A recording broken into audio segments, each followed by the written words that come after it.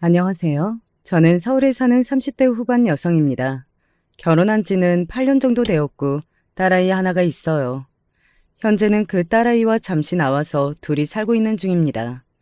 이러다 정말 둘이 될지 아니면 다시 들어가서 남편과 셋이 살게 될지는 저도 아직 모르지만요. 결정을 못 내렸거든요.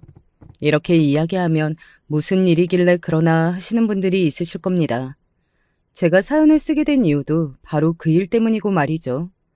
여러분들의 의견을 듣고 싶어서 이렇게 사연을 쓰게 된 거니까 끝까지 들어주시고 여러분의 생각을 알려주시면 감사하겠습니다. 이제 그럼 제 이야기를 시작해 볼게요. 저는 그리 넉넉하지 않은 어린 시절을 보냈습니다. 그래서 그런지 돈을 모으는 것에 집착이 조금 있는 편이기는 했어요. 내가 이 세상에서 살아남으려면 악착같이 벌어서 모아야 한다. 돈 말고는 나를 지켜줄 수 있는 게 없다. 이렇게 생각했거든요. 뭐 지금도 어느 정도는 그렇다고 생각하고 있고 말이죠. 아무튼 그래서 처녀 시절에 정말 열심히 일했습니다. 공부를 잘해서 좋은 대학을 나왔지만 그리고 장학금을 받기 위해 친구들보다 더 열심히 공부해서 성적이 더 좋았지만 저는 친구들보다 좋은 직장에 들어가지 않았어요. 그냥 돈을 많이 주고 더 빨리 일할 수 있는 곳을 들어갔습니다. 그리고 그곳에서도 주위에서 정말 독하다 소리를 심심치 않게 들을 만큼 악착같이 돈을 벌었습니다. 그 때문에 주위 사람들의 평판이 그다지 좋은 편은 되지 못했지만 그래도 저는 그런 건 상관없었어요. 돈이 없으면 얼마나 더 힘들게 사는지 그 누구보다 제가 제일 잘 알고 있었으니까요. 회사에 다니면서 몰래 투잡을 뛴 적도 있습니다. 정말 제 20대를 돌이켜보면 악착 같다라는 말이 이토록 잘 어울릴 수 없는 삶을 살았다고 생각해요. 하지만 저는 그만큼 절실했습니다. 그런 제가 조금 여유를 갖게 된 건 투자에 성공하면서부터였습니다. 지인이 알려준 주식이 몇 배가 올랐고 그 덕에 직장인으로서는 30대 초반에 모을 수 없는 돈을 가지게 됐어요. 10억이 조금 넘는 돈이 제 잔고 안에 있었으니까요. 그때 일 하나를 그만두고 지금 다니고 있는 직장만 다녔습니다. 그 이후로 사람이 조금 여유로워졌다, 그 전보다 많이 부드러워졌다, 이런 말들을 자주 들었고 친구들과의 관계도 좋아졌어요. 이런 걸 보면 사람은 참 마음에 여유가 있어야 제대로 된 삶을 살 수 있는 것 같아요. 그 시기에 만난 게 바로 남편이었습니다. 사실 그전에는 제대로 된 연애를 해본 적이 없었거든요. 해도 오래 유지가 힘들었습니다. 제가 너무 돈 버는 거에 정신이 팔려 있기도 했고 데이트에 쓰는 비용도 늘 아까웠으니까요. 남편은 친구의 지인이었어요. 왜 그런 사람들이 있잖아요. 주위 사람을 연결시켜주면서 그거에 재미를 느끼는 사람들 말입니다. 정말 자기랑 잘 어울릴 것 같은 사람이라 그래. 그래도 누구를 소개받거나 만나거나 그러고 싶지는 않은데. 자기같이 회사 집 밖에 모르는 사람이 소개 안 받으면 남자를 어디서 만나? 혹시 결혼할 생각이 없어? 아니, 딱히 그런 건 아니고요. 그러면 한번 만나봐. 그렇게 거의 반강제로 만나게 된 사람이었어요. 그런데 첫인상도 나쁘지 않았고 대화도 잘 통했습니다. 그래서 한 번 만남이 두 번이 되고 세 번이 되었어요. 정신을 차려보니 연애 중이었고 또 정신을 차려보니 결혼을 준비 중이었습니다. 물 흐르듯 순탄하게 흐르는 그 관계가 저는 나쁘지 않았던 것 같아요. 그리고 무엇보다 남편은 성실해 보였습니다. 저희 아버지가 상당히 불성실한 사람이었거든요. 한 회사를 1년 이상 못 다니는 그런 분 말입니다. 그래서 남편과 같은 사람과 결혼을 하는 게 좋겠다 하는 생각을 했었던 것 같고요. 다만 결혼을 준비하면서 한 가지 마음에 걸리는 건 있었습니다. 엄마가 형을 좀 많이 싸고 도는 편이긴 하셔. 뭐 어떻게 싸고 돌길래 그래? 남편이 그게 흠이라는 식으로 이야기할 때는 그냥 큰아들이라 아주버님을 조금 더 각별하게 생각하나 보다 뭐 그런 생각을 했던 것 같아요. 그런데 처음 인사를 간 날부터 남편이 왜 그걸 미리 이야기해 줬는지 알 수 있겠더군요.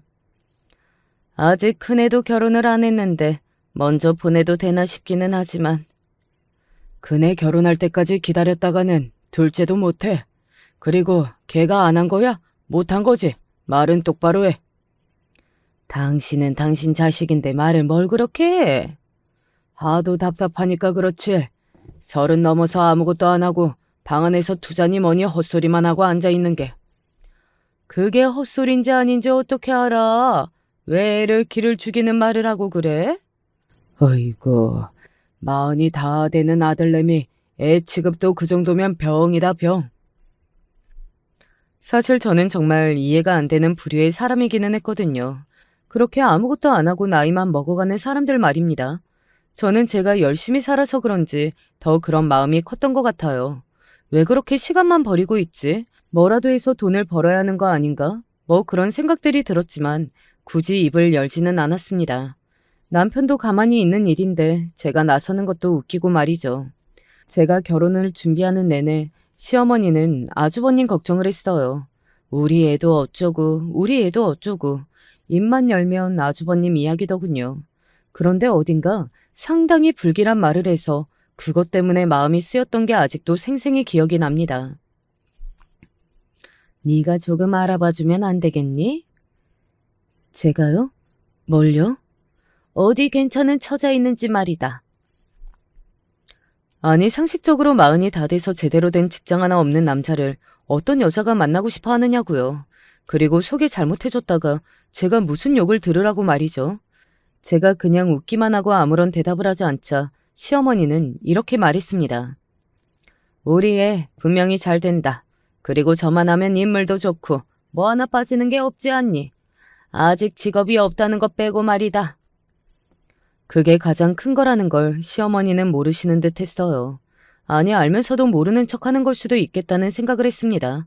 그 나이를 먹도록 직업이 없다는 건 하는 일 없이 부모에게 얹혀 살면서 빈둥거린다는 건 단순히 능력이 없는 걸 떠나서 많은 걸 알 수 있는 거잖아요.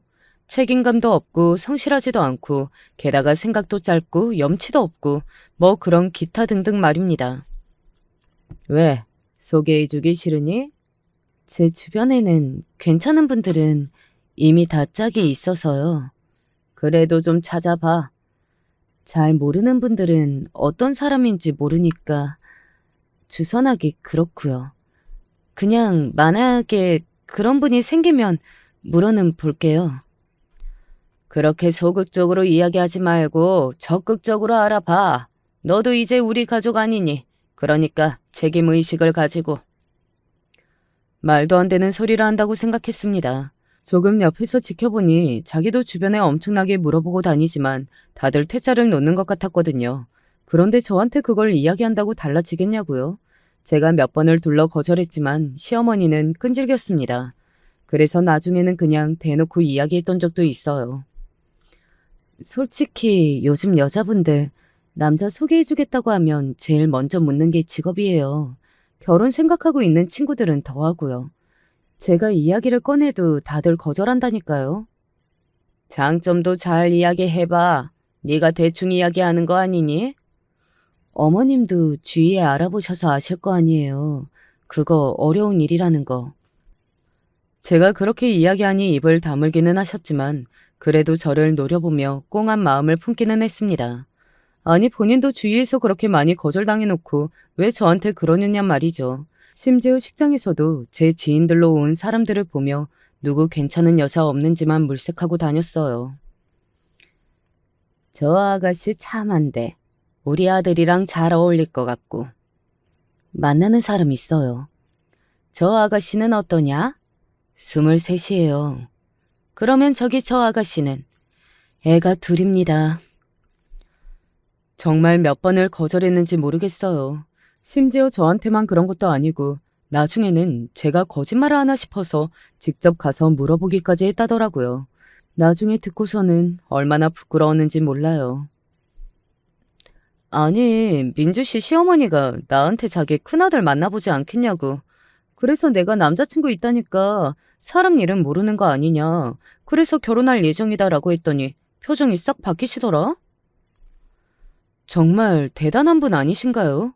어떻게 작은 아들 결혼식 날 며느리 지인들한테 그런 걸 묻고 다닐 수가 있냐고요. 지금 와서 다시 생각해봐도 너무 어이가 없어서 헛웃음만 나네요. 결혼하고 나서는 더더욱 시어머니와의 관계가 순탄하지 않았습니다. 대부분은 아주버님에 대한 것들에서 오는 갈등이었어요. 일자리 좀 알아봐 달라는 건 어떻게 됐냐? 경력직밖에 안 뽑는다고 하더라고요. 아니, 너는 그렇게 다 안 된다고 하니? 의지가 있기는 하니? 속으로 생각했습니다. 아니, 가장 의지가 있어야 할 사람은 다름 아닌 아주버님 아닌가 하고 말이죠. 본인이 저러고 일할 생각이 없이 놀기만 하는데 왜 제가 이런 걸로 스트레스를 받아야 하는 건지 정말 하나도 모르겠더군요. 한 번은 알아봐줘서 아주버님이 제 덕에 취직했던 적이 있기는 해요. 물론 본인이나 시어머니 눈높이에 맞는 직장은 아니었지만 그래도 제 나름대로 그게 최선이기는 했습니다. 40이 다 된 비경력직 사원을 뽑는 곳은 생각보다 많지 않거든요. 하지만 1년을 다니지 못하고 그만뒀어요. 사유는 이랬습니다. 일은 일대로 시키고 월급은 쥐꼬리만큼 주고 더러워서 못해 먹겠어. 그래도 그렇게 그만두시면 소개해준 제가 뭐가 돼요. 그러니까 너는 소개해주어도 그런 자리를 소개해줬니? 아니, 현실적으로 그 이상은 힘들다니까요. 힘들기는 뭐가 힘들어. 우리 아들이 얼마나 잘났는데? 그러면 직접 알아보시면 되겠네요. 저는 이제 더 이상은 못 알아보겠어요. 제가 그렇게 이야기했다고 또 어른이 부탁을 하는 건데 싹수가 없다는 둥, 고집이 세다는 둥, 너는 뭐가 그렇게 잘났냐는 둥 별의 별소리를 다 들었습니다. 사실 제가 이렇게 불평불만을 이야기만 해도 결과적으로는 언제나 해달라는 건 거의 다 해줬거든요. 결국 여자도 하나 소개해준 적이 있어요. 나는 너무 좋던데? 그래? 그러면 어디 한번 잘해봐. 공무원이라고 했지? 직업도 딱이네. 들떠서 서로 그렇게 이야기하고 있는데 사실 제 지인은 아주버님을 한번 만나보고는 거절의 의사를 저에게 표해온 상태였거든요. 그 모습을 보고 있자니 그 말을 어떻게 전해야 하나 싶기는 했습니다. 연락이 안 오는데? 예, 이거 어떻게 된 거니? 아, 그분에게 연락 받았는데 인연이 아닌 것 같다 하시더라고요. 뭐? 한번 보고 그걸 어떻게 알아? 그분이 그런 것 같으시는데 제가 뭘 어떻게 말할 수 있겠어요. 강제로 만나게 할 수도 없는 노릇이고. 상처를 받은 듯 서 있는 아주버님을 보며 시어머니가 격분하셨던 게 기억이 나네요. 아니 뭐 그런 여자가 다 있니? 사람 한 번 보고 어떻게 한다고. 너는 소개해줘도 어디서 그런 여자를. 모든 게 그냥 제 탓, 그리고 남 탓, 그리고 세상 탓이었습니다. 사실 시아버지나 남편은 이미 많이 지친 상태여서 입을 더 대지 않는 느낌이기는 했어요. 그들이 무시를 하니까 저에게 푸는 것 같았고 말이죠. 그뿐만이 아니었습니다. 돈을 빌려준 적도 있어요. 어디서 제가 처녀 시절에 돈을 좀 모았다는 걸 들었는지 알게 되고 나서는 크고 작은 돈을 시시때때로 요구하셨습니다. 물론 큰 돈은 저도 해주지 않았어요. 5천만 원만 좀 빌려다오. 전에 빌려가신 3천만 원도 아직 못 받았는데요. 아니 한 번에 갚으면 될 일 아니냐? 이런 식으로 자꾸 빌려만 가시면 저도 못 빌려드려요. 가족끼리 그거 좀 빌려주는 게 뭐가 그렇게 힘이 드니, 어? 그렇게 이야기하면서 매번 말도 안 되는 억지를 부리고 떼를 썼습니다. 물론 중간에 남편이 말리기는 했어요. 그마저도 없었다면 제가 진작 도망을 쳐나오든 아니면 연을 끊든 했을 겁니다. 어머니, 형님도 이제 스스로 좀 일어서게 하세요. 뭐? 언제까지 가족들이 도와주는 삶을 살 수는 없는 거잖아요. 어머님이 이러시는 거 형한테 도움 하나도 안 돼요. 나중에 어머님이 더 이상 뒷바라지 해줄 수 없는 날이 오면 어떡하실 건데요? 저는 형까지 모시고 살 생각 없습니다. 이게? 그러니까 제발 좀 혼자 하게 두세요. 나이 40에 저러고 있는 것도 답이 없는데. 어머니까지 이러시니까 형이 정신을 못 차리는 거 아니에요. 남편이 그런 말을 하면 인정머리가 없는 놈이라는 등 너도 네 마누라랑 똑같다는 등 하면서 또 울고불고 소리를 지르고 그랬어요. 하지만 남편이 그렇게 한번 이야기를 한 뒤로는 본인도 조금은 심각성을 인지한 것 같았습니다. 무엇보다 아주버님이 죽을 때까지 저러고 살면 어떡하나 하는 위기감이 조금 드신 것 같기는 했어요. 평생을 하지 않던 잔소리라는 걸 하는 것 같더군요. 그래서 일자리는 알아봐야지 않겠냐. 너도 네 나이를 생각해봐라. 뭐 그런 말 말이죠. 하지만 아주버님은 시어머니의 말을 들어먹을 생각을 하지 않는 것 같았고요. 저는 시어머니가 그걸 자처했다고 생각합니다. 그렇게 다 들어주고 오냐오냐 했으니 말이죠. 남편이 마지막으로 직장을 알아봐줬어요. 그러면서 이렇게 이야기했습니다. 이게 마지막이야.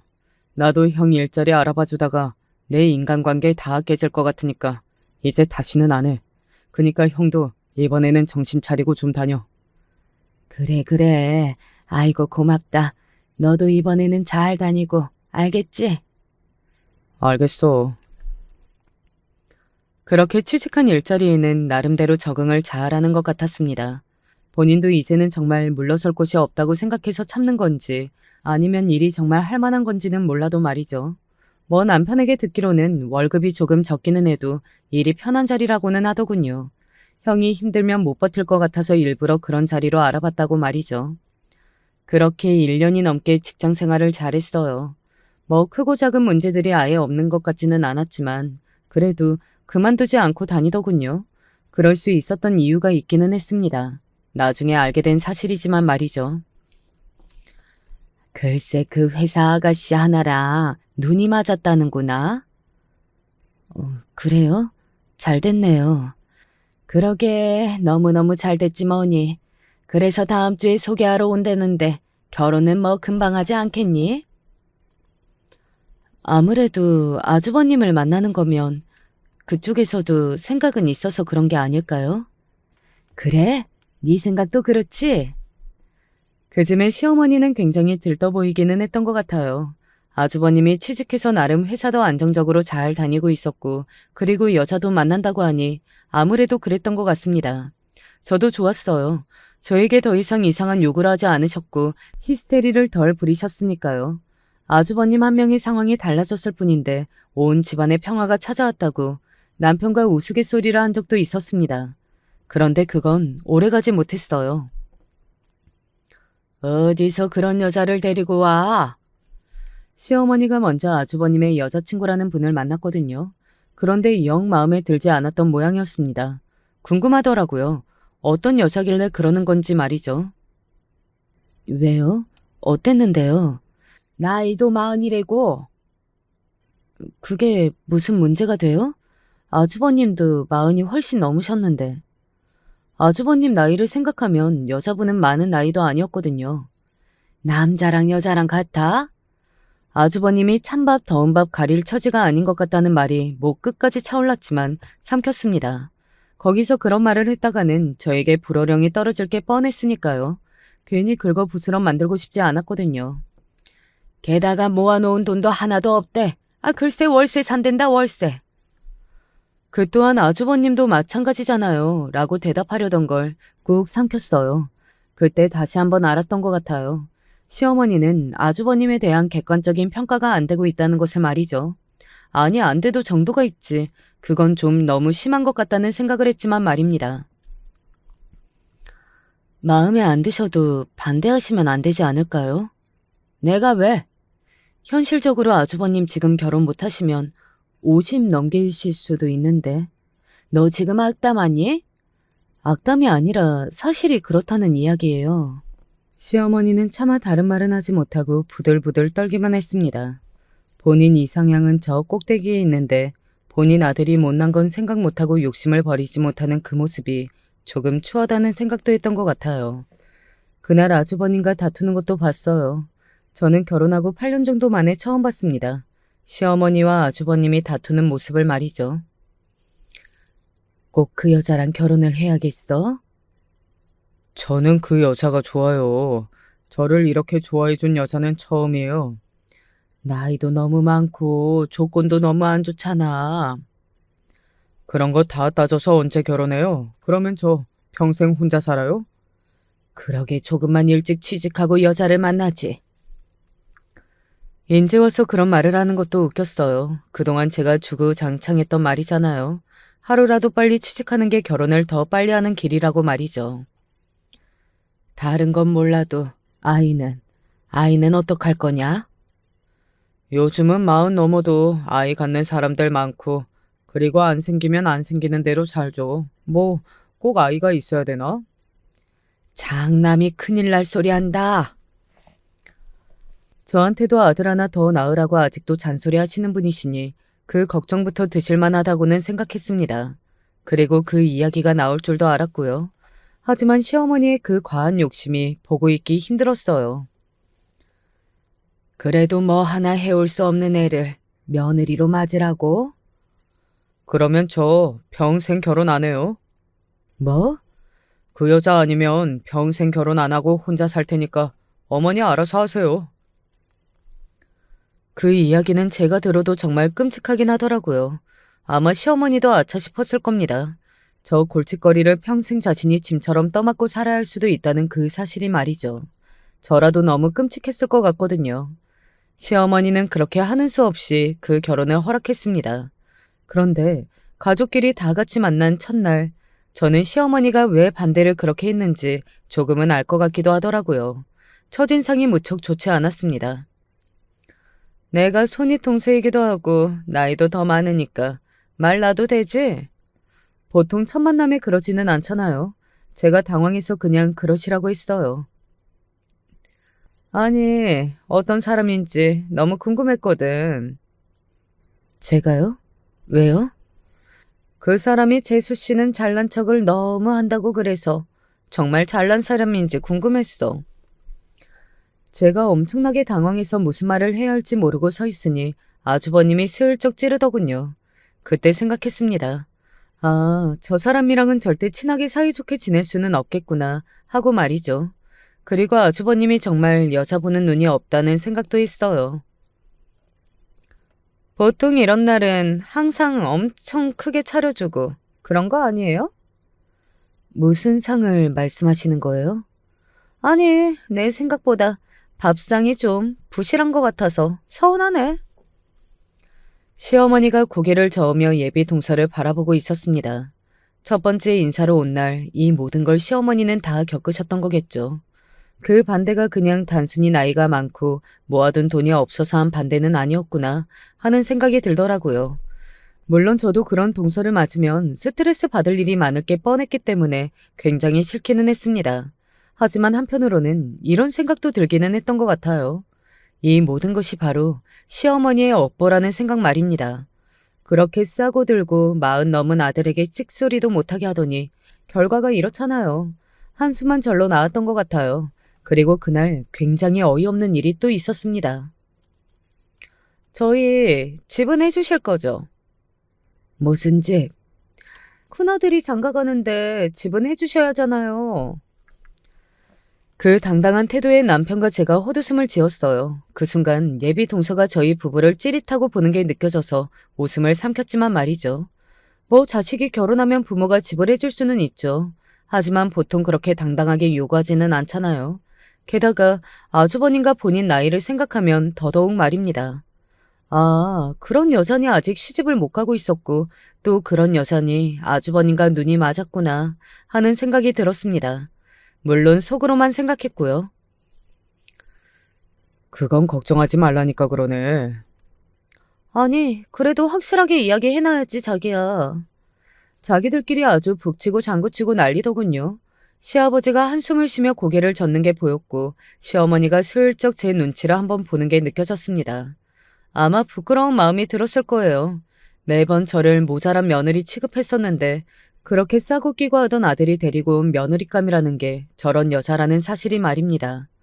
외적인 걸로 사람을 평가하면 안 되지만 예비 동서라는 분은 정말 들어서는 순간부터 사람이 어느 정도는 파악이 되는 사람이었거든요. 집으로 돌아오던 길에 남편과 이런 이야기를 할 정도로 말입니다.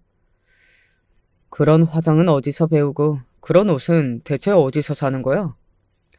눈두덩이에 보라색 섀도를 바르고 짧은 빨간 치마를 입고 등장한 그 모습부터 입에서 나온 모든 말, 그리고 모든 행동들이 머릿속을 떠나지 않았어요.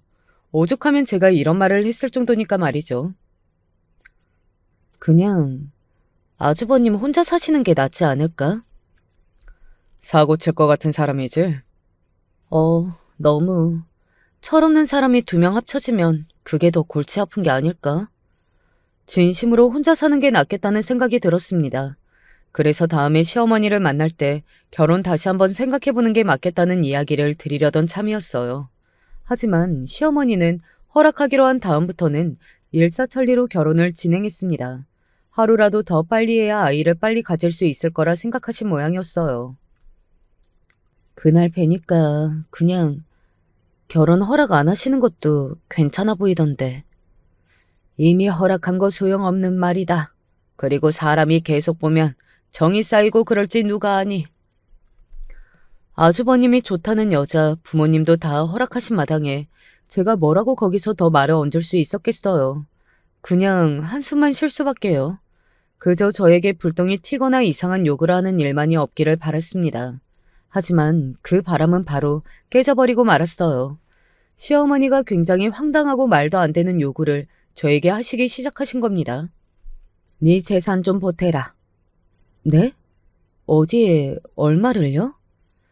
너 처녀 때 모은 돈이 10억이 넘는다는 거 알고 있다. 그거 좀 네 아주버님 신혼집 사는데 보태. 빌려달라도 아니고 도와달라도 아니고 그냥 명령이었어요. 빌려달라고 했어도 도와달라고 했어도 제가 돈을 줄 일이 없었을 텐데 아주 당당하게 달라고 하더군요.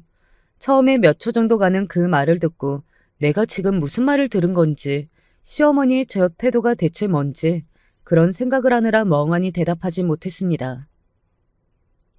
제가 왜요? 정말 진심으로 나온 말이었어요. 말대꾸나 뭐 그런 것도 아니었고 진심으로 저도 모르게 나온 말이었습니다. 맞잖아요. 제가 왜요? 그 돈을 결혼하고 나서 벌었다고 해도 그게 말이 안 되는데 제가 처녀 때 열심히 일해서 번 돈이잖아요.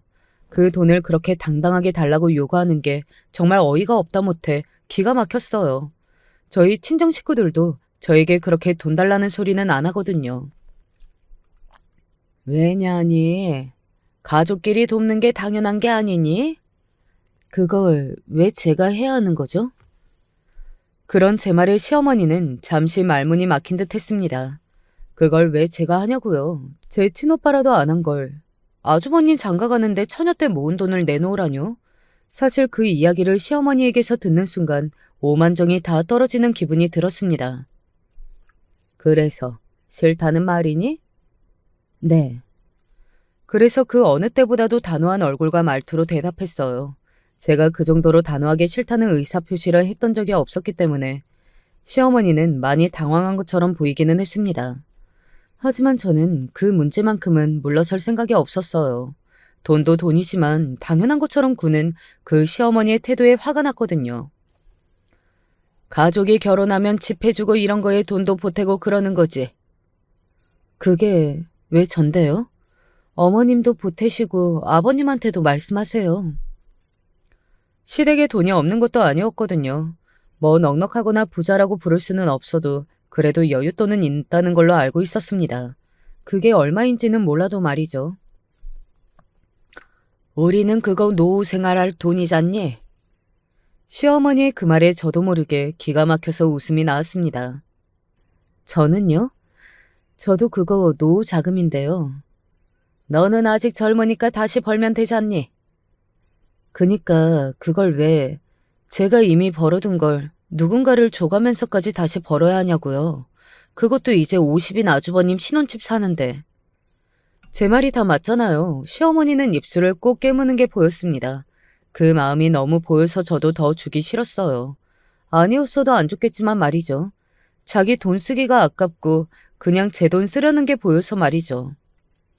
가족끼리 그 정도도 못한다는 말이냐? 막말로 아주버님 신혼집에 돈 보태는 며느리가 세상 천지에 어딨어요? 밖에 나가서 한번 물어보세요. 그것도 처녀 때 모은 돈을 달라는 건 너무 양심이 없으신 거 아니에요? 50에 자기가 집 한 칸 마련할 돈이 없다는 것도 답이 없는데 그걸 재수 씨 돈을 받아서 산다? 그게 말이 되느냐고요. 야! 시어머니는 소리를 버럭하고 지르더군요. 제가 하는 모든 말이 너무 맞는 말이라 거기에 긁힌 것 같았습니다. 본인도 자존심이 상하기는 했겠죠. 솔직히 그런 부탁을 그렇게 뻔뻔하게 하면서도 내심 부끄럽기도 했을 겁니다. 그러니 제가 하는 모든 말에 다 긁힌 거고 말이죠. 너는 그러면 우리 가족 자격 박탈이다. 그런 말을 하는데 너무 어이가 없었어요. 아무도 돈을 안 보태는데 피 한 방울 안 섞인 제가 안 보탰다고 자격 박탈이라고요? 너는 있는데도 안 보태는 거잖니? 있어도 제가 왜 보태야 하느냐고요? 됐고, 안 도와줄 거면 차라리 이혼해라. 그 말이 나올 줄은 저도 몰랐기 때문에 살짝 놀라기는 했습니다. 뭐 겁을 먹거나 그 협박이 통한 건 절대 아니었고요. 그냥 정말 놀랐어요. 큰아들 신혼집에 돈 안 보탠다고 작은 아들네를 이혼시키려는 시어머니 말입니다. 놀랍긴 하잖아요. 네, 할게요. 제가 즉답했어요. 쿨하게요. 시어머니는 그런 제 대답에 놀란 듯 보였습니다. 시어머니는 당황한 채로 저에게 오히려 되물었어요. 이혼을 한다고? 네, 할게요. 저는 제 돈 아주버님 신혼집 사는데 드릴 생각이 없고 어머님은 줄 거 아니면 이혼하라고 하시니 이혼해야죠. 그러고는 자리에서 벌떡 일어났습니다. 시어머니는 굉장히 당황해서 어버버하더니 바로 소리를 크게 질렀어요. 자기도 큰일이 났다는 것을 알고 있기는 한 것 같았지만 그래도 자존심을 굽히고 싶지 않았던 모양이었습니다. 그래, 당장 짐 싸서 나가라. 돈 좀 있다고 시대고 우습게 봐도 정도가 있지. 너 같은 며느리는 없는 게 낫다. 당장 나가. 네, 저는 이제 가볼게요. 그럼 안녕히 계세요. 그렇게 말하고 돌아서 나오는데 뒤에서 저 전현이 하는 당황한 목소리가 들려왔지만 저는 돌아보지 않고 그냥 나왔습니다. 그러고는 집으로 와서 짐을 쌌어요. 사실 남편은 그렇게 잘못한 게 없는 것 같기도 해요. 물론 중간에서 더 잘했다면 좋았겠지만 말입니다. 당신 어디야? 나 당신이랑 이혼하려고. 뭐? 갑자기? 무슨 일인데? 나한테 묻지 말고 당신 어머니한테 물어봐. 그렇게 말하고서는 전화를 바로 끊었습니다. 그리고 남편은 바로 자신의 어머니께 달려간 것 같았어요. 이유를 묻는 남편에게 시어머니는 자기는 별말하지 않았는데 제가 오바를 해서 그런 거라고 말을 했다더군요. 나중에 전해 들었는데 정말이지 어이가 없었습니다. 그리고 저는 확실하게 저의 의사표시를 했어요. 어머님이 나한테 정식으로 진심으로 사과하고 앞으로는 아주버님 관련해서 나한테 뭐 부탁하는 일 없을 거라고 약속하지 않는 이상 나는 당신이랑 다시 합치지 않을 거야. 라고 말이죠. 사실 그동안 스트레스가 굉장했거든요. 그리고 얼마 지나지 않아 굉장한 일들이 빵빵 터졌습니다.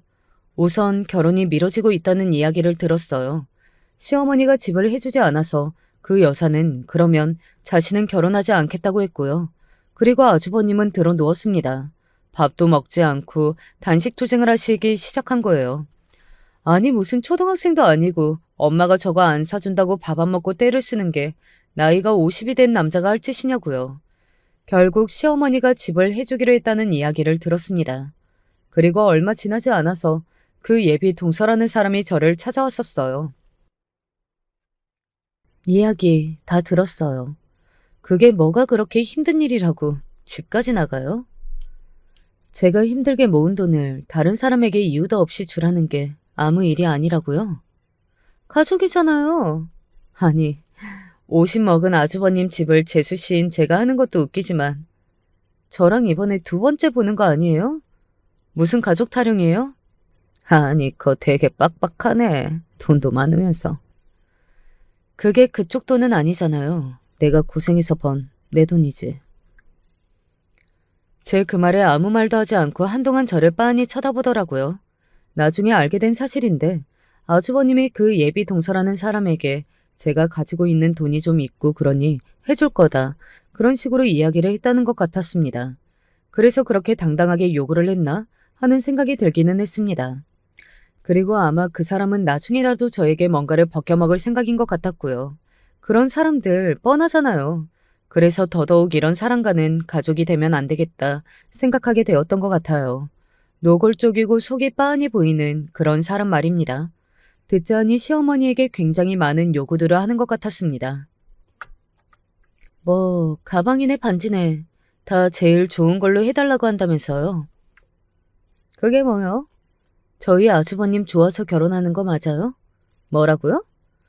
아니, 아무리 봐도 나는 한번 벗겨먹으려고 하는 결혼 같아서. 나이 그렇게 먹고 하는 결혼에 뭐가 그렇게 받고 싶은 게 많아? 본인은 주지도 않으면서. 시어머니와 아주버님의 사과를 듣는 건 듣는 거고 그녀도 괘씸하기는 했습니다. 아주버님이 자신을 너무 좋아하고 시어머니가 아주버님에게 약한 것을 보고 자신이 다 요구를 해도 들어줄 거라고 생각을 하고 그러는 것 같은 게 너무 빤히 보여서 말이죠. 네가 해줄 것도 아니면서 왜 지랄이야. 급기야 저에게 욕을 하면서 소리를 지르더군요. 아마 제가 돈을 못 내놓는다고 하니 화가 많이 난 듯 보였습니다. 해주는 게 아닌 건 당연하고요. 요구하는 사람들이 뻔뻔한 거지. 뭐? 뻔뻔? 남의 돈을 거저 먹으려고 한 거잖아요. 아주버님 방패 삼아서. 야! 왜? 그 여자가 바로 저의 머리채를 잡았습니다. 순식간에 일어난 일이라 저도 엄청나게 놀랐던 것 같아요. 제가 소리를 지르며 손을 떼어내려 했지만 힘이 어찌나 센지 떼어지지도 않았습니다. 그래서 결국은 주변에서 사람들이 나서고 나서야 만류가 되었어요. 그리고 그 때문에 시어머니와 아주버님 그 여자, 그리고 저와 남편 이렇게 다 만나게 되는 자리가 생겼고 말이죠. 그날 나눴던 대화들이 아직도 너무 어이가 없다 못해 기가 막히네요. 너는 그렇게까지 돈이 주기가 싫으니? 어머님 같으면 이런 사람들한테 주고 싶겠어요? 차라리 기부를 하면 됐지. 저는 아주버님 결혼 비용에는 절대 못 보태요. 뭐? 그리고 제가 이혼하겠다는 말 안 믿으시는 것 같은데 저 이제 돈 안 줘도 이혼할 거예요. 저런 여자랑 한 가족으로는 못 살아요. 뭐? 야! 그런 제 말에 예비동서가 욱해서는 다시 소리를 지르더군요. 저는 아주버님을 보고 말했습니다. 아주버님도 나이 그만큼 먹었으면 정신을 좀 차리세요. 이런 여자가 가족들 상대로 삥 뜯는 걸 그냥 보고만 있는 거 진짜 한심하고 대책 없어 보이니까. 자기가 이룬 건 하나도 없고 자기가 할 수 있는 건 하나도 없으면서 가족들한테 얹혀 살다 못해 이렇게 피해까지 주는 건 너무하지 않아요? 그런 제 말에 아주버님은 욱한 것 같더라고요. 지가 뭘 잘했다고 욱하는 건지는 몰라도요. 말 다 했어요? 덜 했어요. 진짜 제 주변에서 아주버님보다 한심한 사람 못 봤거든요. 가족들한테 도움은 못 돼도 짐이나 패는 되지 말아야 할 거 아니에요. 솔직히 제 말에 시어머니도 속이 시원했을 거라고 생각합니다. 그날 제 머리채가 시어머니에게는 잡히지 않았거든요. 그리고 저는 이제 더 이상 이런 답도 없는 집안이랑 가족 안 할 거니까 다들 지지고 볶고 잘 사세요. 네? 더 이상 저 귀찮게 하지 마시고. 남편이 저를 붙잡았습니다. 여보. 당신한테는 미안한데 나는 더 이상 당신 가족을 감당해낼 자신이 없다. 서류 조만간 보낼게. 그냥 우리 이대로 깔끔하게 끝내자. 라고 말하고 돌아섰습니다. 아무래도 시어머니는 그때 큰일이 났다는 것을 감지한 모양이었어요. 아니 누가 봐도 저 같은 정상적이고 자기 앞가림도 잘하고 별다른 문제가 없는 며느리를 쫓아내고 저런 말도 안 되는 며느리를 얻는다는 게 말이 안 되는 거잖아요. 진짜 이혼을 하겠다는 말이니? 시어머니의 말투가 한층 누그러진 것을 느낄 수 있었습니다. 네, 저는 이제 못 버티겠어요. 혼자 사는 게 훨씬 스트레스도 덜 받고 잘 살 것 같아요. 어디 한번 저런 아들이랑 저런 며느리 데리고 잘 살아보세요. 진짜 얼마나 잘 살지 내가 다 궁금하니까. 제가 그렇게 이야기했을 때 시어머니의 안색이 하얗게 질리는 게 보였습니다. 그런 아들과 그런 며느리를 데리고 살아야 하는 자신의 미래가 순간적으로 보인 게 아닐까 싶어요. 상상만 해도 정말 끔찍하잖아요. 하나도 아니고 둘인데 말이죠. 짐덩어리가요. 그래. 어디 혼자 잘 살아보세요. 아니 웃기지도 않아? 아주버님과 예비동서가 그렇게 저를 비웃었고 저는 시어머니의 질린 얼굴을 보고서는 돌아섰습니다. 그날은 시어머니가 당장 저를 잡지는 못했어요.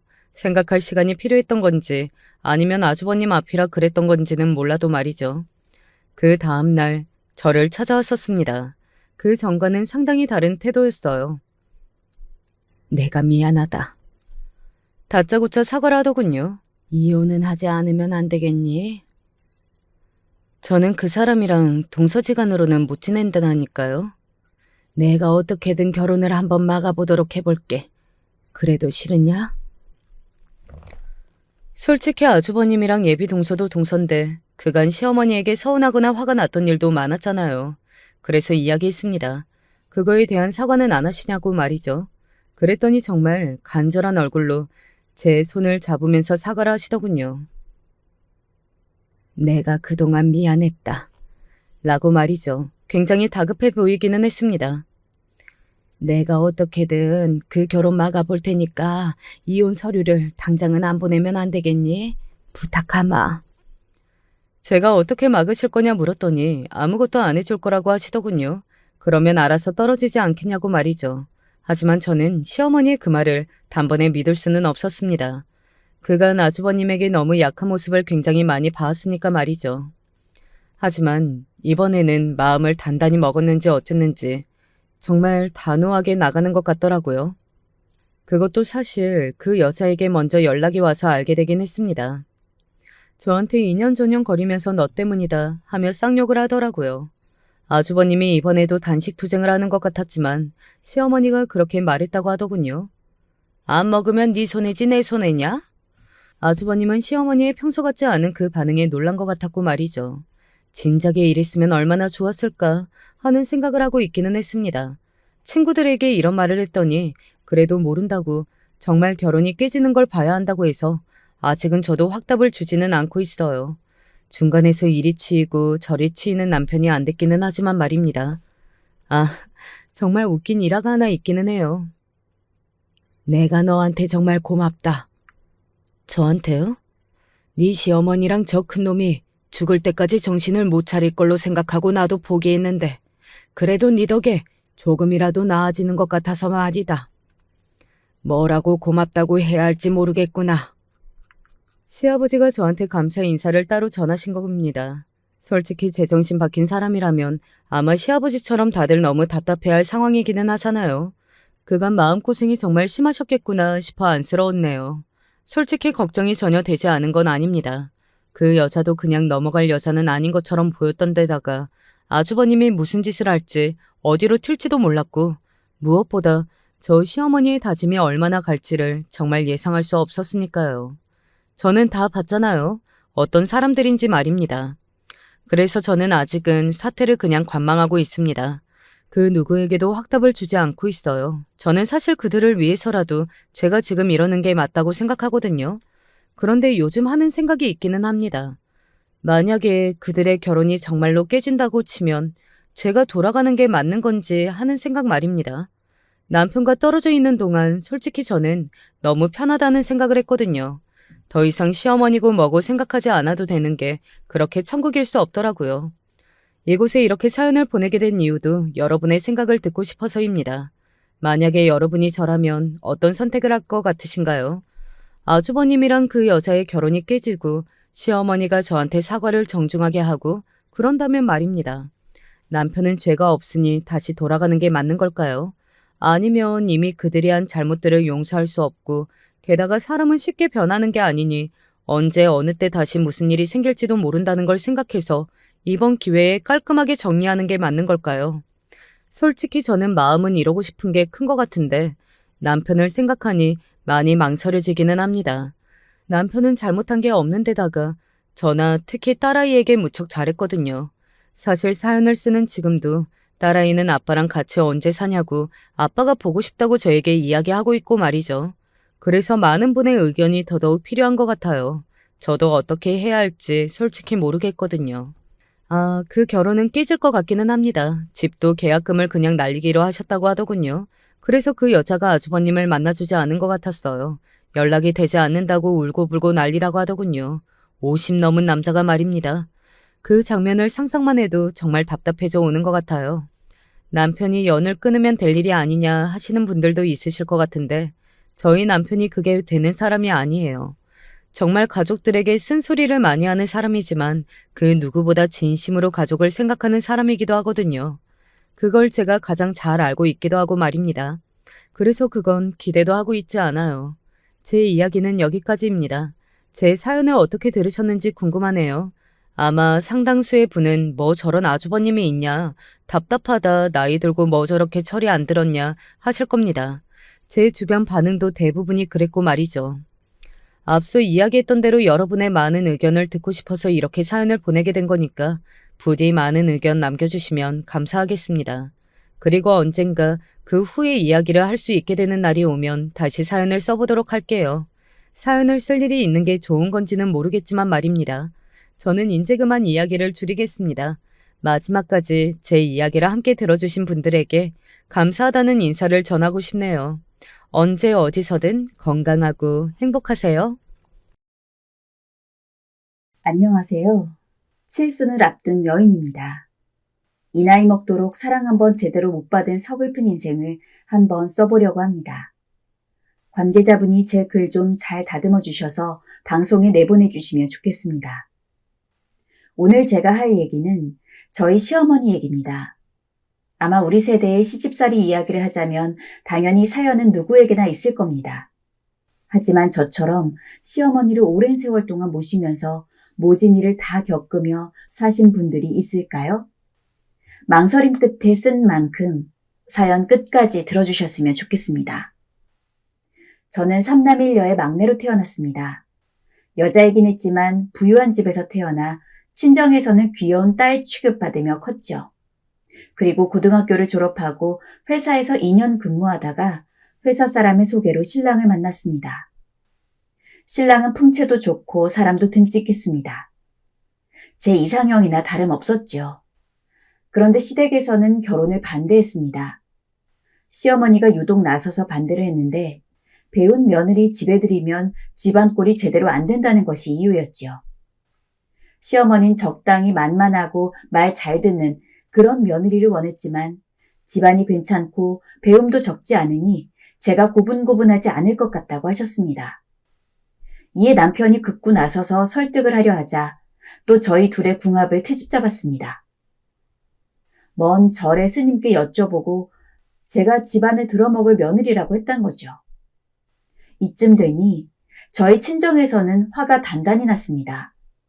친정어머니는 뭔 대단한 집안이라고 절 반대하냐며 별꼴을 다 본다고 하셨고 친정아버지께서도 당장에 집어치우라고 난리를 치셨죠. 그렇게 되자 저도 결혼이 내키지 않는 건 마찬가지였습니다.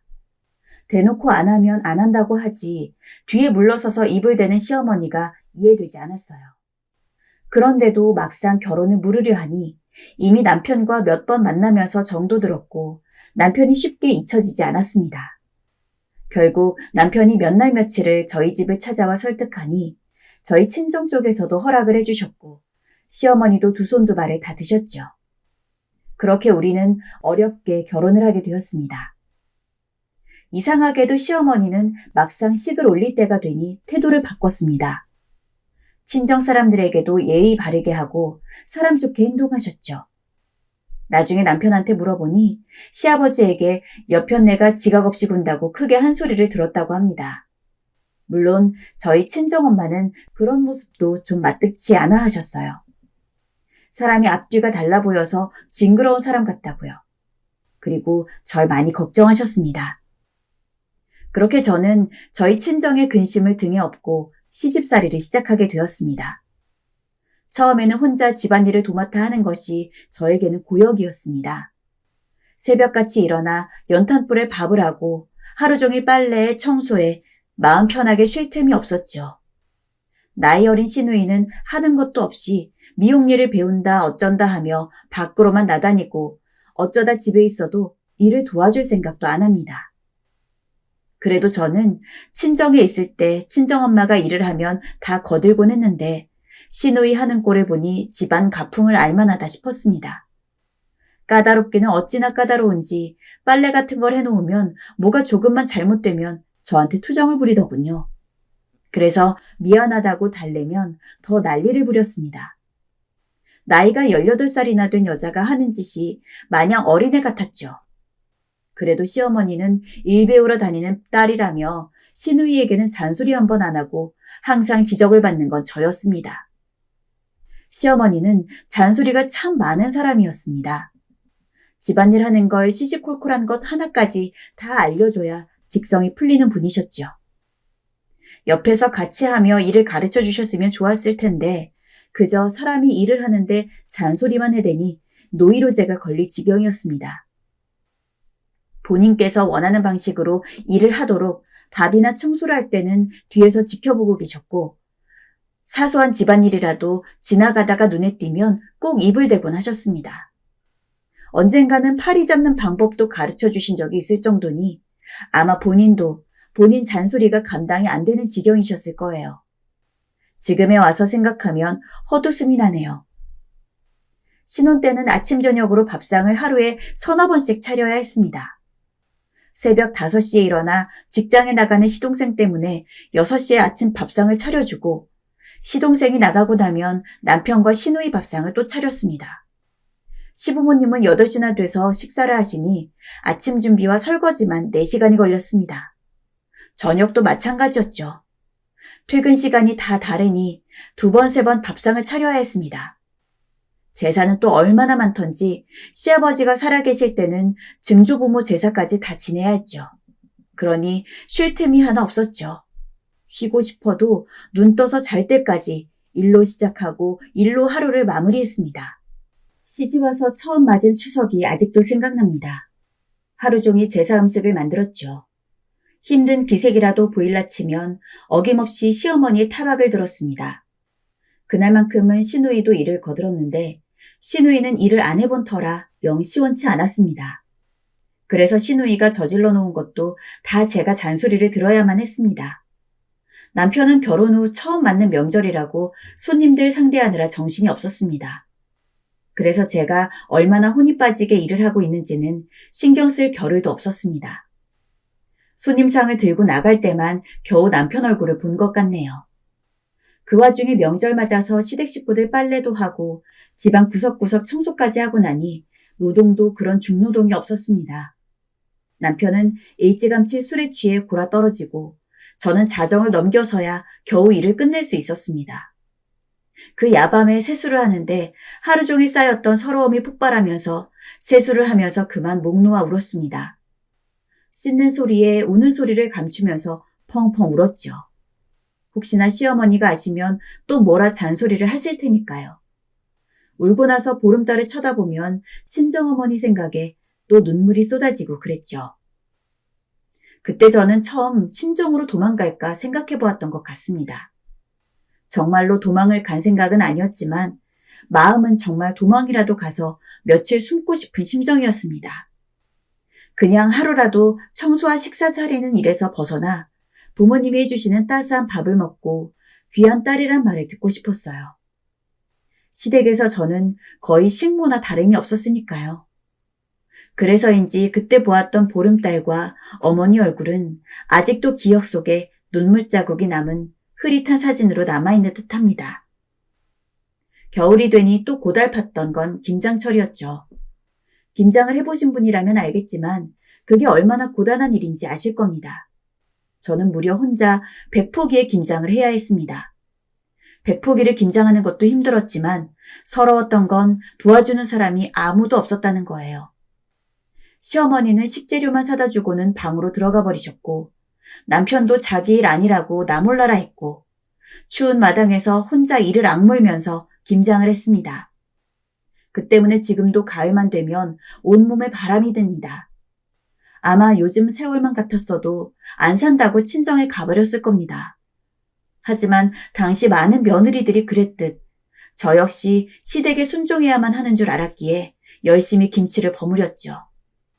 김장을 해놓으면 시어머니의 반응은 참 그랬습니다.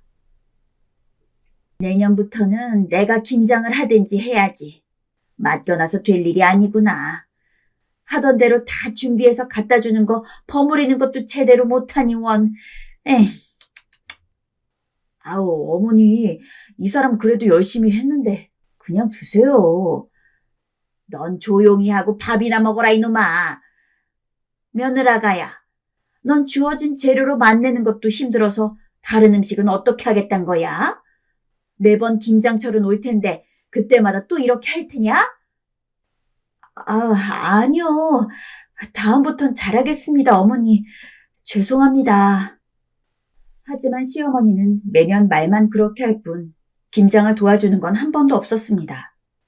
김장철이 오면 제 앞에 식재료를 툭 던져두곤 이번엔 잘하라고 으름장을 놓았죠. 하도 구박을 받다 보니 당시 저희 집에 개 한 마리가 있었는데 그 개를 보면 내가 저 개보다 더 못한 처지라는 우스운 생각이 들기도 했습니다.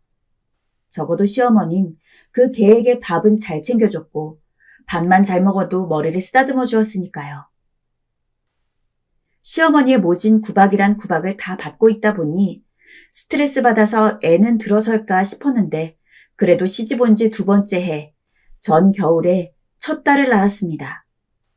첫 아이라 대놓고 말은 안 해도 시어머니는 딸을 낳은 것이 영 못마땅한 눈치였죠. 몸조리를 하면서도 밥이나 얻어먹었지 그 외에는 대접을 받아본 것이 없었습니다. 옛날에는 3-7일이라는 것이 있어서 애를 낳고 21일간은 몸조리를 시켰습니다. 그래서 그동안에는 일을 하지 않았죠. 아직도 기억이 나요.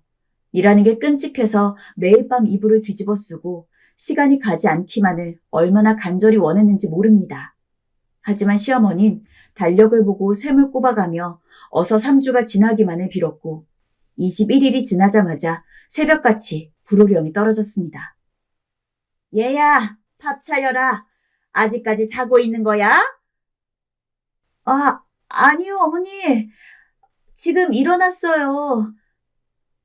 그렇게 전 산후조리도 제대로 못하고 다시 고된 일이 시작했죠. 그리고 2주 뒤에 또 구정 명절이 되었습니다. 옛날 설에는 친척들이 있는 대로 다 모여들었죠.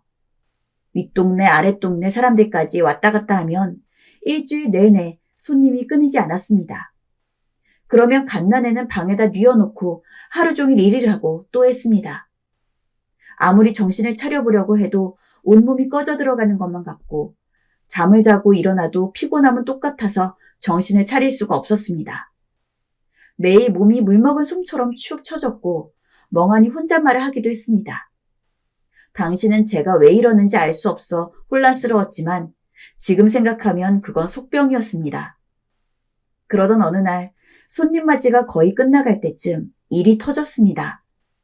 저희 어머니 친척분 중 한 분 중에 어머님처럼 트집을 잘 잡는 분이 계셨는데 제가 만든 전을 맛보곤 불만을 말하신 거였죠. 아유, 전이 왜 이렇게 짜요? 소금을 잘못 넣었나? 나 못 먹겠네. 여보, 당신도 먹어봐요. 당시 제가 정신이 없던 나머지 소금을 더 넣은 것 같긴 했지만 맛을 보니 분명 못 먹을 정도는 아니었습니다. 제 표정이 안 좋아지자 그래도 남편이 옆에서 제 편을 들어준답시고 괜찮다며 한 움큼 전을 입안에 집어넣었습니다. 그런데 그게 화근이었던 건지 남편이 그만 전을 마구잡이로 집어넣다가 살에 걸리고 만 것이었죠.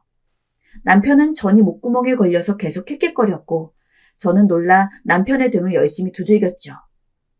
그때 일이 터졌습니다. 열이 차오를 대로 차올랐던 시어머니가 이 광경을 두고 보다 그만 모두가 보는 앞에서 제 뺨을 올려붙였습니다. 내가 간 잘 맞추라고 했니? 안 했니? 김장도 그따위로 해서 입맛 빼리게 하더니 전 하나 못 붙여서 이 사다를 만드는 게야? 넌 시애미 말이 우습니? 우스운 거야?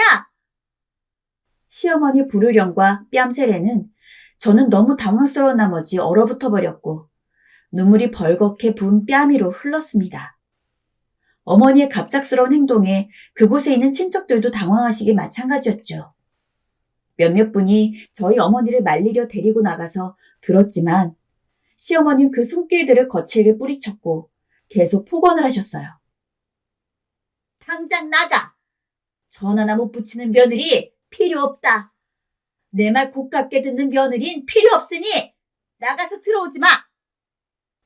결국 명절을 지내고 손님이 뜸해진 어느 날 밤 저는 가출을 했습니다. 갈 곳이 있는 곳도 아니니 그저 하염없이 걷기만 했죠. 정신을 차려보니 차들이 다니는 큰 길이 나왔습니다. 지나가는 차들을 보면서 그냥 확 뛰어들어 버리면 모든 게 편해질까 하는 생각만 나더군요. 그런데 그 순간에 집에 누웠을 갓난쟁이가 생각이 났습니다. 그래서 또 한동안 멍하니 있다가 집에 돌아왔습니다.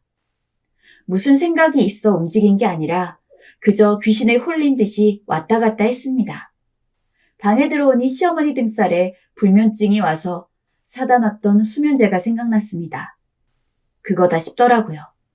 전 그냥 약을 한 움큼 털어 입안에 넣고 씹어 삼켰죠. 약을 먹기 전 조금의 망설임도 없었던 것 같아요.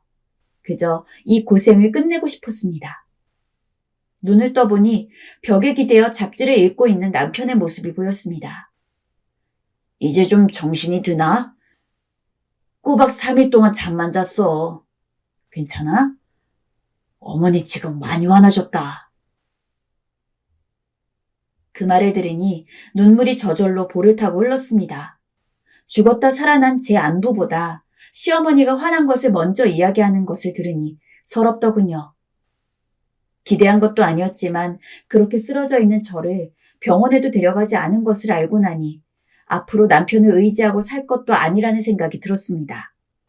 심지어 시어머니는 약에 취해 쓰러진 저를 꾀병을 부린다며 들고 일으키다가 제가 정신을 차리지 않자 그대로 처박아 두고는 깨어날 때까지 가만히 내버려두라고 하셨다고 합니다. 저는 잠시 정신을 차린 뒤 갓난아이를 업고 친정으로 갔습니다. 남편이 만류했지만 저는 이대로는 못 산다고 하고 뒤도 돌아보지 않고 와버렸죠. 친정부모님은 손자를 데리고 와 알아놓은 저를 보고 묻지 않아도 대강의 사정을 짐작하시는 것 같았습니다. 아버지는 한숨만 쉬고 계셨죠. 그런데 그때만 해도 함부로 이혼을 말할 시기가 아니었습니다. 제가 멍한 표정으로 방 안에 있자 친정어머니가 방에 들어와 제 손을 꼭 쥐고 말씀하셨습니다. 네 마음대로 해라. 이혼을 하려면 해도 된다. 그런데 이혼할 것이 아니면 다 참고 살 수밖에 없어.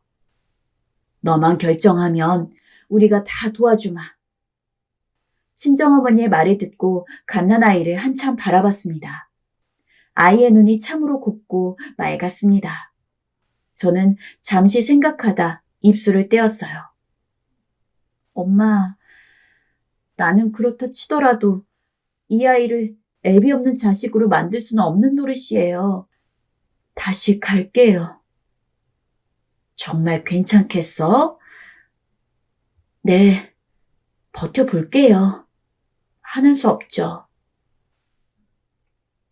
애써 씩씩하려 애쓰는 제 말이 친정어머니는 말없이 저를 안아주셨고 제 품에서 눈물을 떨구셨습니다. 어머니 눈물을 처음 봤던지라 그날은 저도 눈물이 많이 났지만 어떻게든 웃음으로 울음을 달래려 했습니다. 어머니, 저 잘할 수 있어요. 다들 이렇게 고단하게 사는 거잖아요. 너무 걱정하지 마세요. 앞으로 힘들어서 친정 올 일은 없을 거예요. 다음엔 웃는 낯으로 봬요. 에휴, 우리 순이 착하기도 하지. 마지막 시댁으로 가기 전 어머니는 제가 좋아하는 인절미 떡을 입안에 넣어주셨고 아버지는 가만히 제 손을 잡아주셨습니다. 다시 시댁으로 돌아가야 하긴 했지만 어머니와 아버지의 응원에 어쩐지 힘도 나는 것 같았어요. 저는 차오르는 눈물을 꾹 참고 마지막으로 두 분을 한 번씩 끌어안으며 어머니의 품냄새를 가슴에 새긴 채 길을 떠났습니다. 시댁에 도착하자마자 분위기는 역시나 냉랭했죠. 평소 제가 고생하는 것에 대해서는 일절 말이 없던 남편이 한마디 하더군요. 어머니한테는 사과해. 내가 알아서 잘 이야기해놨으니까 지금까지 잘하다가 갑자기 왜 이러는지 모르겠지만 참고 살면 나중에는 다 네 호각이지. 나를 믿고 고생이 좀 되더라도 견뎌봐. 네가 이러니까 회사 일도 못하고 나도 힘들다. 내가 알아서 할게요.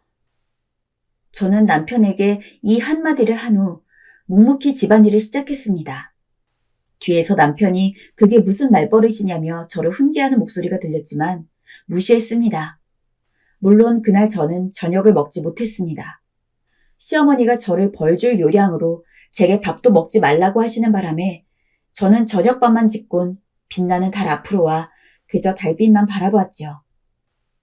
그리고 이듬해 저는 여름에 또 딸을 낳았습니다. 뱃속에 있었을 땐 편했지만 막상 딸을 낳고 나선 그간의 집안일로 몸이 많이 상했는지 힘들었습니다. 눈치가 보이긴 했지만 저는 어렵게 어머니에게 부탁을 할 수밖에 없었어요. 허나 어머니의 돌아오는 대답은 가혹하기 그지없었죠. 어머니, 저 몸이 좀 힘들어서 이번에 한 달 정도 쉬면 안 될까요? 뭐? 한 달? 아니, 아들도 아니고 딸을 낳았으면서도 무슨 한 달씩이나 쉬겠다는 거야? 첫애 낳았을 때 몸조리 했으면 됐지. 거기다 여름인데 무슨 몸조리를 한다는 거냐? 잔말 말고 밥이나 차려라. 그놈의 밥. 이번에는 여름이니 몸조리할 필요도 없다고 박박 우기시는 시어머니 때문에 저는 딸을 낳고 3일도 안 되어 집안일을 해야 했고 그러다 밥상머리 앞에서 쓰러지고 말았죠. 그제야 시어머니는 저를 쉬게 해주시더군요. 하지만 둘째 낳은 이후부터 또 다른 난관이 시작되었습니다. 바로 딸 낳았다는 구박이었어요. 둘째가 딸이었을 때부터 예상이 되긴 했지만 정도가 이 정도로 심할 줄은 몰랐습니다. 시어머니는 틈만 나면 시아버지를 붙잡고 하소연을 하고 울어대셨습니다. 아휴, 아니, 내 손주가 다 딸이어서 어떡해요. 언제 아들을 보냐고요.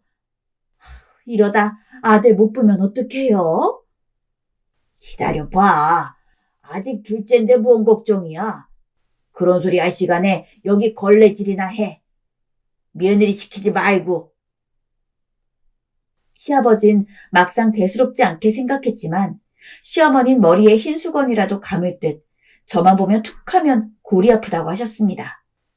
그러면 저는 아무것도 못 들은 척 밥을 지었죠.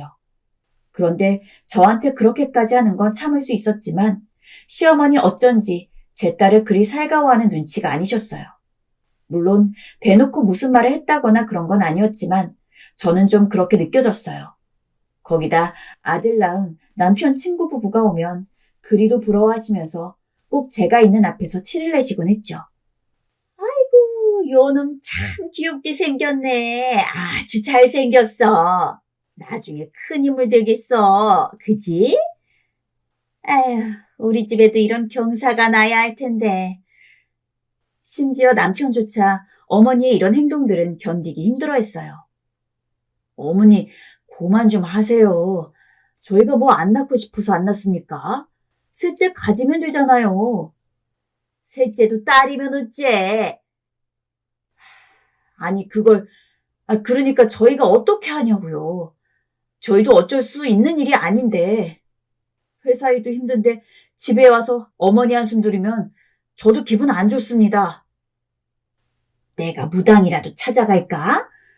내 친구 경남이가 글쎄 용한 무당한테 부적을 받아왔다는데 걔 며느리가 쌍둥이 아들을 낳았다지 않니? 그래, 안 되겠다. 그거라도 해야지. 당장 채비하자. 남편은 무당이라면 질색하지만 저나 남편이나 힘이 없었죠. 어머니 손에 질질 끌려 무당집을 갔고 이상한 절을 100번 한 후 아이가 들어설 때까지 전 바지 주머니에 항상 부적을 넣고 다녀야 했습니다.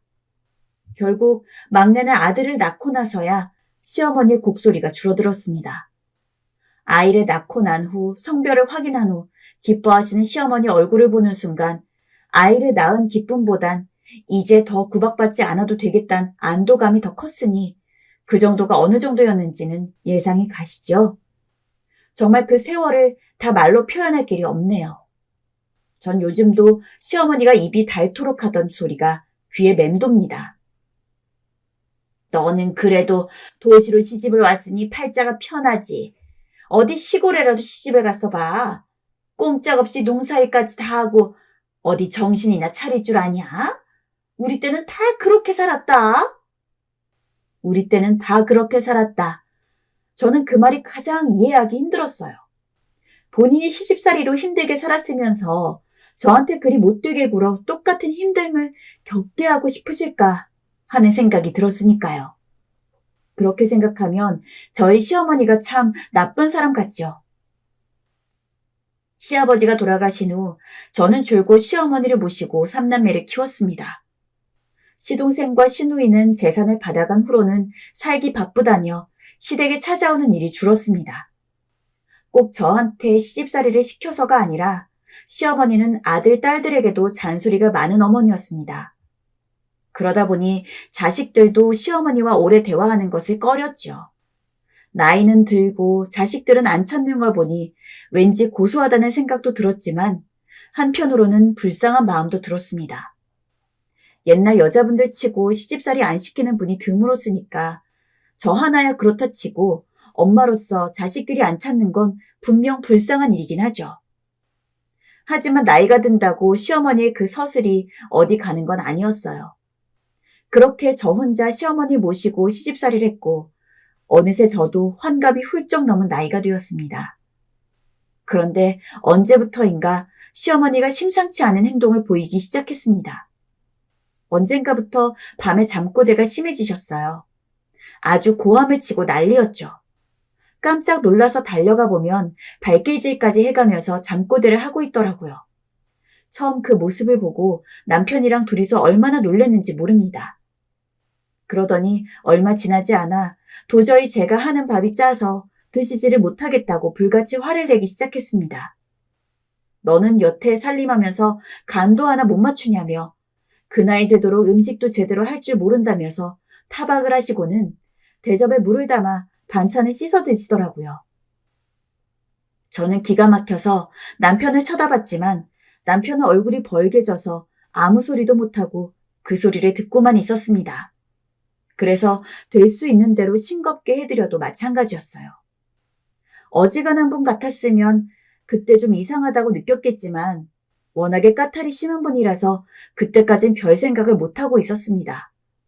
하루는 갑자기 절더러 통장이랑 도장을 가져갔냐고 난리를 치셨습니다.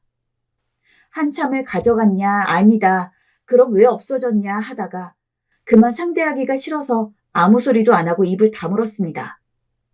나이가 드시니 가물가물하셔서 별 까탈을 다 부리신다고만 생각했죠.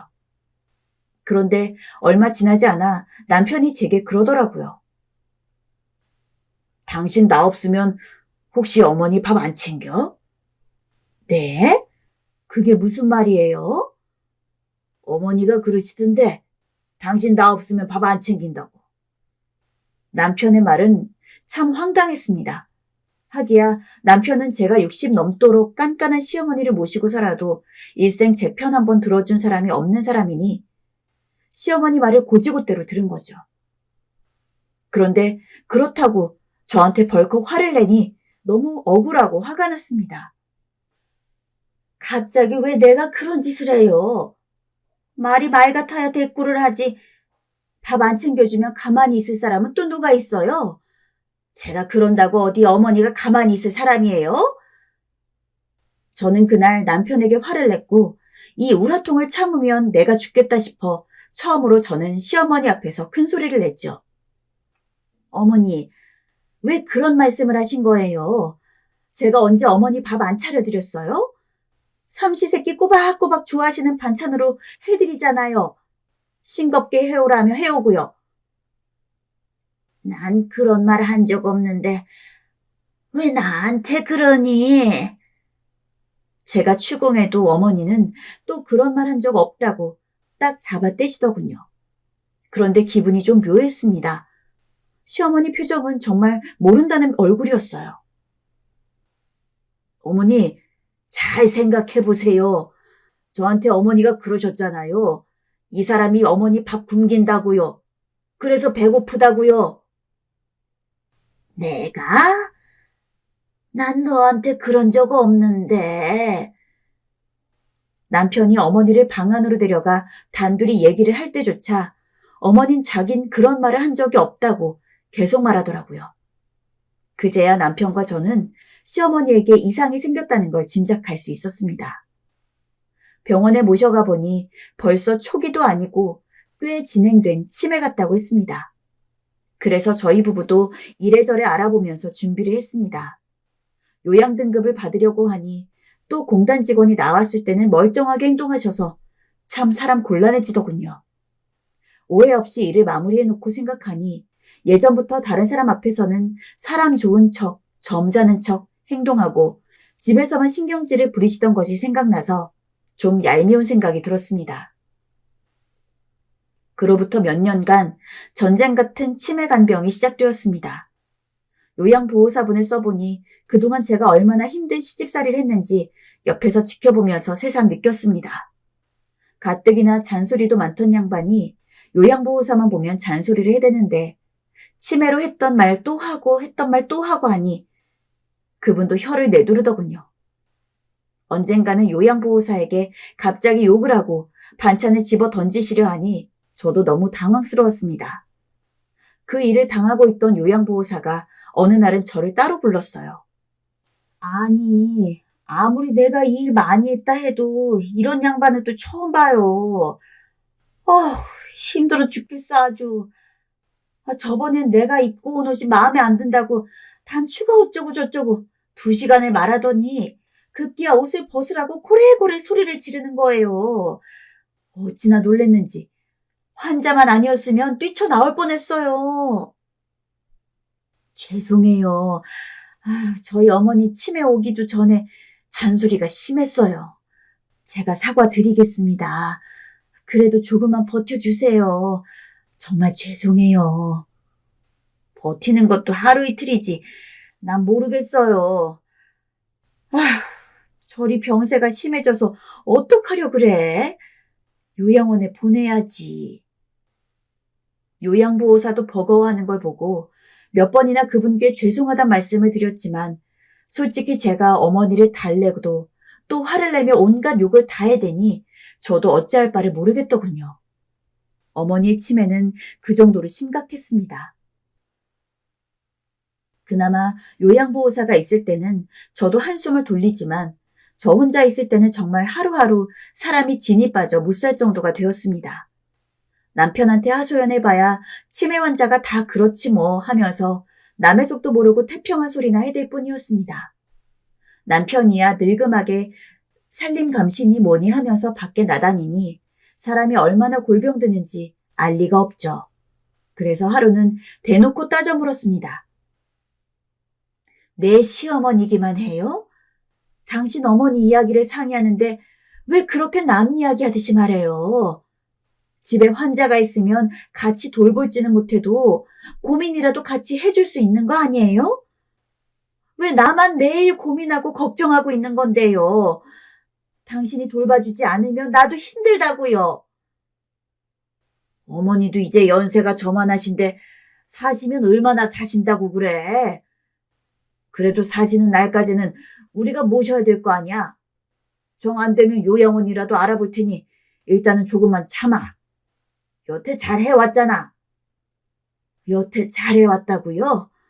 나는 잘해온 게 아니고 당신 어머니한테 구박 안 받으려고 죽을 둥 살 둥 버틴 거예요. 제가 욱해서 빽소리를 지르자 남편은 그제야 알았다고 한 후 일을 마무리하면 같이 돌보겠다 했습니다. 마치 시끄러운 제 입을 막으려는 듯이요. 남편의 그 모습을 보고 있으니 저 우유부단함 때문에 제가 평생을 고생했다는 생각이 들더군요. 자식 키울 때야 남편이 바빠서 집안 돌아가는 걸 미처 못 챙겼다고 하지만 이제 마누라 고생하는 것도 뻔히 보일 텐데 말이에요. 저도 나이가 이만한데 언제까지 혼자 다 떠안고 고민할 수도 없는 노릇이니까요. 그래도 남편이 그 해까지만 하던 일을 마무리하고 다음 해부터는 같이 어머니를 돌보기로 약속을 해서 일단은 아무 소리 않고 있었습니다. 생각을 해보니 남편 말도 영 틀린 말은 아닌 것 같다는 생각도 들었습니다. 평생을 잔소리에 시달리며 들은 채 만체하고 40년을 왔는데 이제와 유별나게 굴자니 그것도 마음에 걸리더군요. 그래서 그 다음부터는 아무 소리 않고 시어머니 대했습니다. 아픈 사람 붙잡고 이러니저러니 따지고 드는 것도 할 짓이 아니라고 생각했죠. 하지만 시어머니는 제가 고분고분하면 할수록 나날이 비정상적이고 격한 행동을 했습니다. 아무리 치매에 걸렸다 해도 그런 모습을 지켜보고 있으니 젊었을 적부터 그냥 제가 싫어서 그렇게 괴롭혀온 버릇이 나오는 게 아닐까 싶었습니다. 그런데 어느 날은 이런 일이 터졌습니다. 밥을 챙겨드리고 저도 밥을 먹으려고 하는데 어느새 쫓아나와서 기가 막히는 말씀을 하시는 거예요. 너는 밥 먹지 말아라. 내 아들이 돈 벌어오고 너는 돈 한 푼 안 벌어오는 년이 왜 내 집에서 밥을 먹냐? 어머니 왜 그러세요? 제가 대신 집안일도 하고 어머니도 보살펴 드리잖아요. 이제 좀 그만하고 밥 잡수세요. 밥 먹지 말라니까. 당장 숟가락 내려놔. 어머니는 억지를 부려 제 숟가락을 뺏었고 먹지 말라고 계속 악을 써대는 통에 밥상에 앉지도 못했습니다. 그 뒤로도 어머니의 그런 행동은 반복되었습니다. 하는 수 없이 제가 숟가락을 놓는 척을 하면 그제야 만족한 듯이 방으로 들어가셨죠. 정말 밥 먹을 때마다 이런 일이 생기니 살이 쪽쪽 다 빠졌습니다. 절로 다이어트가 되더군요. 그런데 어느 날은 자기가 방에 들어가면 제가 먹는지 알았는지 집안의 모든 숟가락을 숨겨놓으셨어요. 그 숟가락들이 어디서 발견되었는지 아세요? 바로 음식물 쓰레기통입니다. 덕분에 한숨을 푹푹 내쉬며 집안의 모든 숟가락을 하루 종일 씻어야 했습니다. 이 나이에도 내가 이 신세구나 하면서요. 시어머니 횡포는 여기서 끝나지 않았어요. 아무리 환자라 하지만 틈만 나면 해대는 소리가 참으로 듣기 힘들었습니다. 이년 내 아들 홀려서 네가 결혼하자고 졸랐지? 네가 아주 요망하기가 그지없는 년이구나. 못된 년 같으니라고. 어머니, 우리 중신 서서 결혼했어요. 중신은 이년아, 네가 해달라고 난리를 쳤겠지. 제가 그이가 누군 줄 알고 부탁을 해요, 어머니.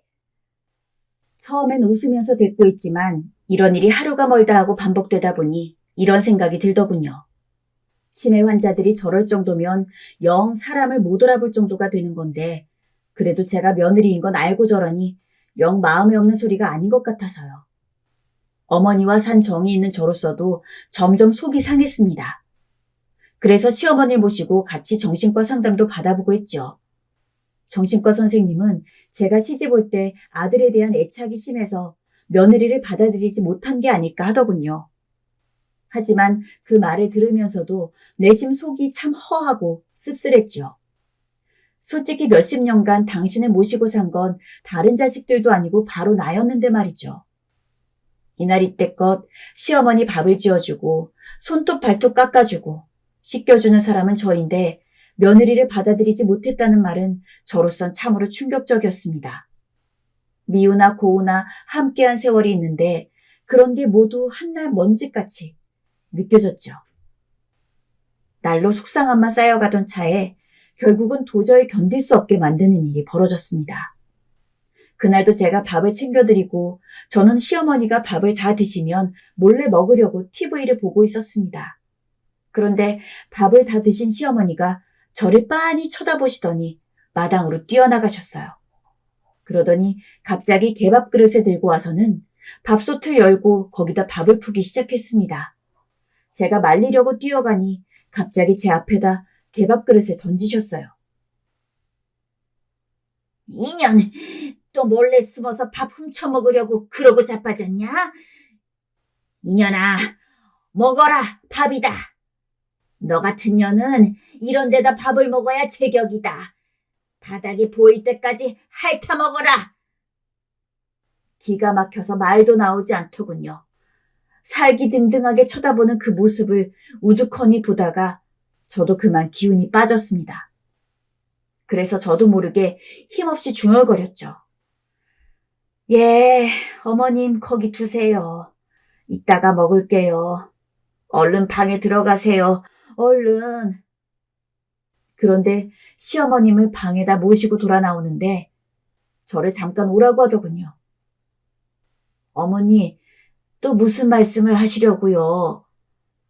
그리고 그 순간 시어머니 입에서 무서운 말이 튀어나왔고 들은 순간 저는 제 두 귀를 의심할 수밖에 없었죠. 저게 그때 그만 약을 처먹고 죽어버렸어야 했는데. 낮게 읊조리는 그 소리에 저는 그만 온몸에 소름이 돋았습니다. 어머니, 방금 뭐라고 하셨어요? 뭘 쳐다봐, 이년아. 네가 그래도 아들이라도 하나 낳았으니 여태 목숨 부지하는 줄 알아. 안 그랬으면 나라도 니년 입에다가 약을 부어버렸을 거야. 저는 그제야 40년 전 그날의 진실을 이해할 수 있었습니다. 제가 수면제를 먹고 쓰러진 그날, 일부러 병원에 데려가지 않고 제가 어찌되나 하고 쓰러져 잠든 저를 보고 있었던 것을 생각하니 저도 주체 못할 무서운 분노가 솟구쳤습니다. 그날 저녁 저는 남편을 붙들고 단판에 짓기로 했습니다. 여보, 나는 더 이상 어머니 못 모셔요. 요양원에다 모셔요. 당신 갑자기 왜 그래? 무슨 일 있어? 무슨 일이고 뭐고 간에 간병을 못하겠다는 게 아니라 어머니랑은 이제 더 같이 못 삽니다. 그리 하세요. 참. 아니 저번에 이야기가 다 된 거 아니야? 올해만 어떻게 버티라니까. 그 다음부터는 내가 모신다고. 요양원에 보내면 그 사람들이 어머니를 제대로 돌보겠어? 그러면은 당신만 효자입니까? 당신 동생들은 제사만 받아가고는 설날 하루 빼고는 코빼기도 안 비치는데 고생은 왜 당신만 다 하려고 해요? 글쎄, 그러니까 장남이지 않나. 장남, 당신 혼자 하셔요. 나는 이제 맏며느리 안 할랍니다. 정 어머님을 맡기시려면 우리 이혼합시다. 요새는 황혼 이혼이라고들 합디다. 제가 이혼이란 말까지 꺼내자 남편도 입술을 한번 쭈뼛거릴 뿐 아무 말도 못하고 한숨만 쉬어댔습니다. 그래도 낮에 시어머니가 했던 말은 남편에게 말하지 않았습니다. 하도 기가 막혀서 입 밖에 낼 엄두도 안 나더군요. 남편은 이틀을 고민한 후에 결국은 시어머니를 요양원에 보내기로 결정했습니다. 요양원에 모시고 가는 날, 가는 길에 남편이 있는 초소에 잠깐 들러 차를 세웠습니다. 남편은 시어머니의 손을 꼭 잡으며 잘 가라고 하더군요.